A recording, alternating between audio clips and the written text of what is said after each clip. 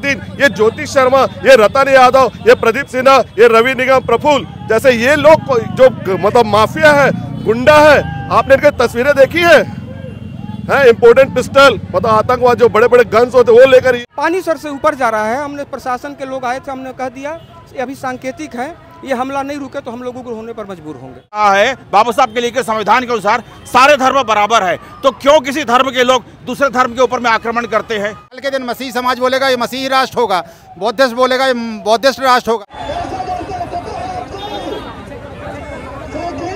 इंसान की औलाद है इंसान बनेगा, ये लाइनें सिर्फ गानों में ही रह गई हैं क्योंकि धरातल पर चीज़ें बिल्कुल उलट फेर नज़र आती हैं। और जिस तरह से आज दुर्ग की ज़मीन पर हम आपको दिखा रहे हैं जो तस्वीरें कि मूल निवासी संघ जो 3 दिन पहले हुए एक मामले को लेकर के इतना ज़्यादा उग्र होता है कि उनके भीतर जो मसीही समाज है और तमाम सारे जो लोग हैं जिनके साथ जो कुछ हुआ था, बजरंग दल लोग थे उनके द्वारा, उसको लेकर के विरोध प्रदर्शन आज देखा जा रहा है। और चारों तरफ अगर आप नज़र उठाएंगे तो नीले झंडे और सफ़ेद शर्ट नज़र आ रही होंगी। और इन तमाम चीज़ों के बीच वो वक्ता नज़र आ रहे हैं जो अपनी अपनी बातों को लेकर के इन सड़कों पर दौड़ रहे हैं, पैदल चल रहे हैं और विरोध कर रहे हैं। आज से 3-4 दिन पहले जो हमने एक खबर आपको सुनाई थी दुर्ग से ही, जहां पर एक पद्मनाभपुर में प्रार्थना सभा चल रही थी, उसी दौरान वहां पर छत्तीसगढ़ बजरंग दल और कुछ लोग घुसते हैं और उसके बाद जो विरोध होता है उसमें कई सारे आरोप भी लगे थे, कपड़े फाड़ने के, महिलाओं से छेड़छाड़ के, बहुत सारी चीज़ें हुई थी।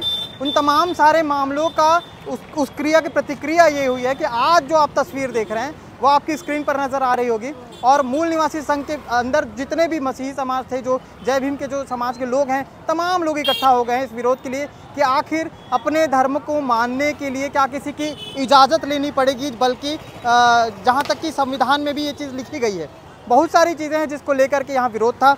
लोगों से बात करेंगे, जानेंगे कि क्या कुछ कहना चाहते हैं। पकड़ लिया है, इसको लेकर के क्या कहना चाहेंगे? नन का मामला, नन तो बेकसूर थे, मैं शुरू से आपसे बोल रहा था वे बेकसूर है, उन पर जो है झूठा आरोप लगाया जा रहा है, इसीलिए हम लोग वहाँ पर स्टेशन में खड़े थे। और हम हमेशा ही बोल रहे थे जांच, पुलिस जांच में है, पुलिस जांच कर रही है, यदि दोषी होंगे तो पुलिस कार्रवाई करेगी। लेकिन ये लोग जो जिस प्रकार दबाव बना रहे थे वो दबाव का नतीजा था कि वो बेकसूर नन के ऊपर जो है मानव तस्करी जैसा इतना गंदा आरोप लगाकर हमारे समाज को बदनाम। 3 दिन पहले आपके साथ जो हुआ उसके बारे में कुछ बताइए। 3 दिन मेरे साथ जो हुआ, ठीक है, मैं उसको नहीं बोलता, मेरे साथ मारपीट हुआ, ठीक है, उनका आक्रोश था, लेकिन उन्होंने जो झूठा आरोप मुझ पर लगाया है वो असहनीय है, उसे हम बर्दाश्त नहीं करेंगे। आज सभी समाज को एक छत के नीचे आप लोग ला चुके हैं। बिल्कुल, और अभी तो ये मुट्ठी भर लोग हैं हमारे, अभी हम सब इकट्ठे नहीं हुए, जितने हम सब इकट्ठे होंगे देश को सोचना पड़ेगा। धर्मांतरण को लेकर जिस तरह से चीजें बार बार आती हैं, कहाँ धर्मांतर हो रहा है? धर्म हमारे विभिन्न हिंदू धर्म के हमारे 2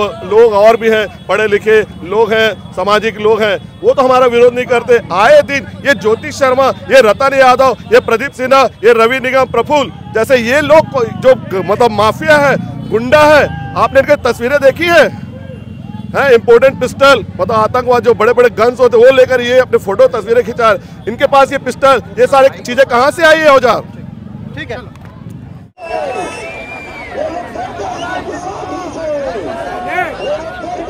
विरोध के स्वर देखने को मिल रहे हैं और सभी एक जगह इकट्ठा हो गए। क्या कुछ कहना चाहेंगे आप लोग? देखिए, मसीहियों के ऊपर छत्तीसगढ़ में लगातार जुर्म ज्यादती बढ़ रहा है और पिछले दिनों से, कुछ दिनों से पूरे छत्तीसगढ़ में उनके चर्चों को तोड़ा जा रहा है, महिलाओं के साथ छेड़छाड़, अभद्र व्यवहार किया जा रहा है।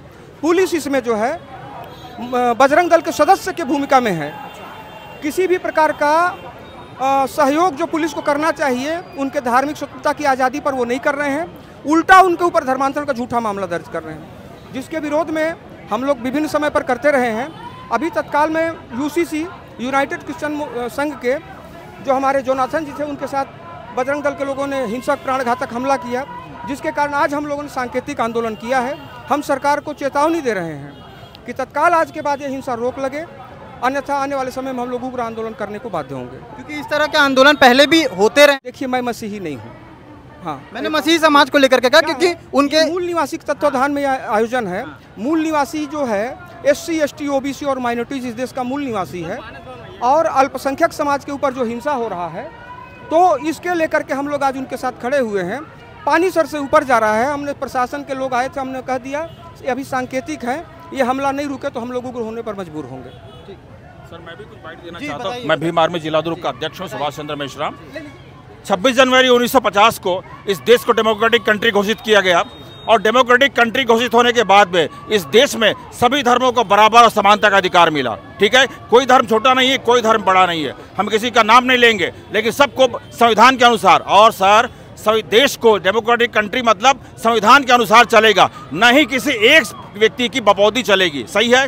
तो जब देश ने कहा है, संविधान ने कहा है, बाबा साहब के लिखे संविधान के अनुसार सारे धर्म बराबर है, तो क्यों किसी धर्म के लोग दूसरे धर्म के ऊपर में आक्रमण करते हैं? क्या ये इंसानियत है? वैसे भी संविधान के अनुसार ये गलत है, इसमें कई सारी धाराएं लगती। इसके बावजूद भी मसीह समाज के लोग ने उसको सहन किया, बर्दाश्त किया और कायदे से शांतिपूर्वक अपना प्रोटेस्ट कर रहे हैं। तो प्रशासन को भी सोचना चाहिए, इस देश में सबको अपनी आवाज़ उठाने का अधिकार है। आज मेरे ऊपर में कोई हमला करेगा तो मैं क्या चुप बैठूंगा क्या, या मेरा समाज चुप बैठेगा? बिल्कुल नहीं। और आज ही के समर्थन में हमारी भीम आर्मी, मूल निवासी संगठन और हमारे राष्ट्रीय बौद्ध महासभा के प्रदेश अध्यक्ष हैं, हम लोगों ने केवल यही चाहते हैं कि भाई आप संविधान के अनुसार चलिए, अपनी बपौती मत चलाइए, because it is India is a democratic country in the whole world. विश्व में सबसे बड़ा प्रजातांत्रिक देश हमारा भारत है। तो संविधान के अनुसार आप सबको बराबर मानिए ना भाई। आपको अपनी धर्म की पढ़ाई करने का अधिकार है, लेकिन क्या किसी ने अगर अपने धर्म के बारे में आप दो लोग को बता दिया? यहाँ तक मैं सुन रहा हूँ कि एक पास्टर अपने घर में बेचारा बैठा हुआ था, 2-4 लोग उनके पास में आए थे, उसको घर में घुस के उनकी पत्नी बच्ची के साथ मारपीट की गई। सर ये कहाँ का अन्याय है? मैं आपके चैनल के माध्यम से कहना चाहता हूँ, निवेदन करना चाहता हूँ, क्योंकि हम लोग बाबा साहब के सिद्धांत को मानने वाले, बाबा साहब के संविधान को मानने वाले लोग हैं। हम लोग हर काम अपने संविधान के दायरे में रह करेंगे, कभी भी कोई काम गलत ढंग से नहीं करेंगे, संवैधानिक तरीके से करेंगे। तो हम लोग को ये प्रोटेस्ट करने का अधिकार है। तो हमारी प्रशासन से ये मांग है कि आप संविधान के साथ चलिए और सभी धर्मों को समान दृष्टिकोण से देखिए। आपको क्या लगता है कि बराबरी की चीज़ सिर्फ कागज में रह गई या ज़मीनी स्तर पे चीज़ें बिगड़ चुकी? देखिए, जो कुछ भी आज दिख रहा है ना, वो सिर्फ कागजों तक सीमित रह गया कि समानता का अधिकार है, आपको अपने अपने धर्म को मानने का अधिकार है, जबकि धरातल पर ऐसा नहीं है। पूरे आप देश में देख लीजिए, एक धर्म का राष्ट्र क्यों बनेगा? बाकी धर्म के लोग कहाँ जाएंगे? आप ऐसा अन्याय कैसे कर सकते हो? कल के दिन मसीह समाज बोलेगा ये मसीही राष्ट्र होगा, बौद्धिस्ट बोलेगा ये बौद्धिस्ट राष्ट्र होगा, कल मुस्लिम बोलेगा ये मुस्लिम राष्ट्र होगा। तो ये तो आप संविधान का उल्लंघन कर रहे हैं, संविधान का उल्लंघन कर रहे हैं। वो इसमें शासन प्रशासन उसमें सहयोग भी कर रहा है। तो ये चीज़ हम लोग, ये 1947 के पहले का भारत नहीं है, ये आज 1947 के पहले का भारत नहीं है, जो अन्याय सहता रहा या हम किसी के गुलाम थे तो सुनते रहे। ये भारतीय संविधान यहाँ लागू है और भारतीय संविधान को उनको भी मानना पड़ेगा। और संवैधानिक अधिकार जो हैं, हम उन्हीं के दायरे में रह के बात कर रहे हैं। हम किसी चीज़ को ऐसा अनुशासनहीनता नहीं करना चाहते, संविधान के बाहर नहीं कहना चाहते। लेकिन अभी वर्तमान में देखा जाए, चाहे राज्य की सरकार हो चाहे केंद्र की सरकार हो, किसी न किसी एक धर्म को टारगेट कर रहे हैं और एक धर्म को बढ़ावा दे रहे हैं। ये गलत बात है। धार्मिक आस्थाओं को बढ़ाना धर्म गुरुओं का काम है, ना कि सरकार का। कोई भी धर्म है, जिस धर्म का आदमी है अपने धर्म की बात करेगा, उसको करने दीजिए। आप अपने घर में 3 बार पूजा करिए, 5 बार पूजा करिए, किसी देव को आराधना करिए, उससे हमें कोई मतलब नहीं। लेकिन हम जो कर रहे हैं, हम जिसको मानते हैं, उसमें आप टांग नहीं अड़ा सकते। और अगर इस टाइप का किया तो और बड़े पैमाने पर ये संघर्ष होगा और पूरे देश में हम ये दिखा देंगे कि आपको संविधान के दायरे में रहना पड़ेगा। संविधान का आप उल्लंघन नहीं कर सकते। हर व्यक्ति को संविधान को मानना पड़ेगा, तानाशाही बिल्कुल नहीं चले हैं। मैं दशरथ प्रसाद अहिरवार, छत्तीसगढ़ प्रदेश अध्यक्ष हूँ, राष्ट्रीय बौद्ध महासभा का। पुलिस बल आपको नज़र आ रही है और भीड़ जो है, जो इकट्ठा हुई थी, वो भी अब अपने शांति तरीके से यहाँ से निकल चुकी है। हमने भी जिन लोगों से बात की, उन्होंने क्या कुछ कहा वो आपने सुना भी। आगे क्या कुछ अपडेट रहेगा इस पूरे अभियान को लेकर के, इस पूरे आंदोलन को लेकर के, वो भी हम आप तक पहुँचाते रहेंगे। मेरा नाम सीमांत था, कैमरे के पीछे सचिन भाऊ थे और ये दुर्ग शहर है जहाँ की तस्वीरें हम आपको दिखा रहे थे। शुक्रिया।